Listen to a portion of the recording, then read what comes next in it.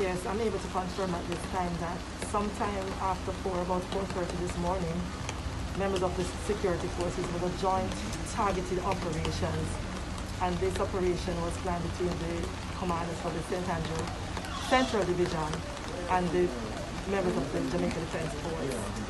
It is in response to a series of things that have been happening in the Badboy area of the division.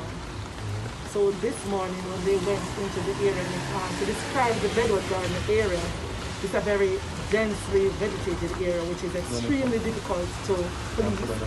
So what the gangs have done, and in this particular case it's the very gang that operates in the area, and in recent time they have been provoking the situation, provoking the citizens in Alderstown by going into the hills and firing at them.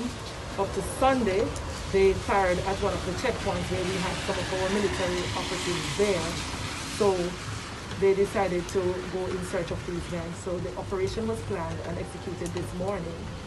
When they went into the area, they made contact with the first contact, resulted in a gunfire. In that instance, persons were injured. Shortly thereafter, there were several other contacts with criminals.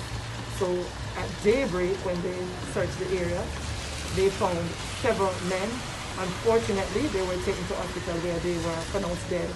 Five men that were pronounced dead. They searched the area, and so far they have found 7 illegal weapons, ranging from high-powered weapons, submachine guns, and pistols, a number of assorted ammunition, and they also found a number of cell phones. They also found a location that they believe is to be one of the operating bases that they operate from. There's a number of locations that they operate from in that area. So the operation, as I speak, is still ongoing. It is still a very active combat zone. At intervals, they are making contact with individuals and they are being fired on. So the members of the security forces are in the area, continuing with the operation and the search area, because they believe that there are other threats there. They also know that there are other weapons because they have found some ammunition and they have not found the guns that use that caliber weapon. So they continue to operate in this space. One member of the Jamaica Defense Force was injured during the incident and is currently being treated. And the operations will continue. I think it's a response that was necessary, and it's a response that was very well executed. It was a special scheme of maneuver had to be designed for this particular operation given the environment in which they had to operate. But in the end, I want to say that the superior training of the security forces prevailed. So far, we have identified them.